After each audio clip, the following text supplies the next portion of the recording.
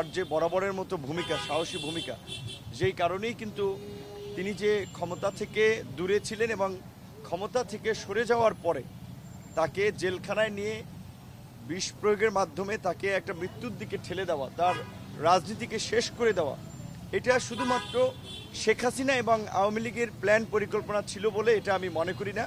এটা নিশ্চয়ই বাংলাদেশে আগ্রাসন চালানোর জন্য ভারতেরও একটা সমর্থন ছিল, যার ফলেই আপনার তিনি একেবারেই সমস্ত রাজনৈতিক দল, দেশের মানুষ, এমনকি আমাদের অনেক বিদেশি রাষ্ট্র যখন বলছিল যে উন্নত চিকিৎসার জন্য তাদের দেশে যদি সাবেক প্রধানমন্ত্রী বেগম খালেদা জিয়া যান, তাকে তারা চিকিৎসা ক্ষেত্রে সহযোগিতা করবেন, কিন্তু বাংলাদেশে ইন্ডিয়ান হাইকমিশন কখনোই খালেদা জিয়ার চিকিৎসার প্রশ্নে কিংবা বাংলাদেশে অবাধ, সুষ্ঠু, নিরপেক্ষ একটা নির্বাচনের প্রশ্নে দেখবেন কখনোই তাদের অবস্থান পরিষ্কার করে নাই।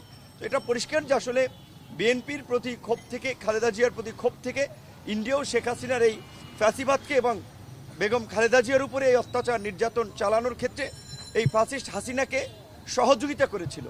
এবং যেটা আমাদের সংগ্রামী সাধারণ সম্পাদক বলেছেন, এই পরিস্থিতিতেও বেগম খালেদা জিয়া দেশে থেকেছেন, কিন্তু ফ্যাসিস্ট হাসিনা জনরোষে দেশে টিকতে পারেন নাই, তার সমস্ত নেতাকর্মী রেখে চোরের মতো হেলিকপ্টারে করে পালিয়েছেন। তাকে পালিয়ে যেতে দেওয়াটা একটা অন্যায় ছিল। আমি মনে করি যে জনগণের হাতে তাকে ছেড়ে দেওয়া দরকার ছিল, যেই কারণে আমরা এই সমাবেশ, মিছিল, প্রোগ্রামের মাধ্যমে বারবার আহ্বান জানিয়েছি ইন্ডিয়ার কাছে বন্দি বিনিময় চুক্তির মাধ্যমে যেন শেখ হাসিনাকে ফিরিয়ে দেওয়া হয়, বাংলাদেশের আইন আদালতে যেন শেখ হাসিনার সর্বোচ্চ শাস্তি, এই গণহত্যা চালানোর অভিযোগে তাকে যেন ফাঁসিতে ঝুলানো হয়।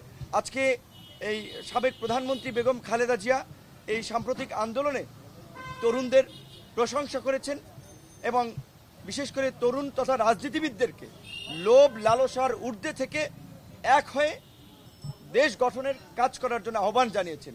কারণ লোভ লালসা মানুষকে ধ্বংস করে দেয়, দেশকে বিপথে পরিচালিত করে। কাজেই তিনি বিশেষ করে এই বিষয়টির উপরে জোর দিয়েছেন যে এখনকার রাজনীতিবিদ এবং মানুষকে লোভ লালসার ঊর্ধ্বে থেকে দেশপ্রেমের জায়গা থেকে কাজ করতে হবে, দেশ গঠনে সবাইকে ঐক্যবদ্ধ হয়ে একসাথে কাজ করতে হবে। তিনি দোয়া চেয়েছেন এবং তিনি তরুণদেরকে ধন্যবাদ জানিয়েছেন।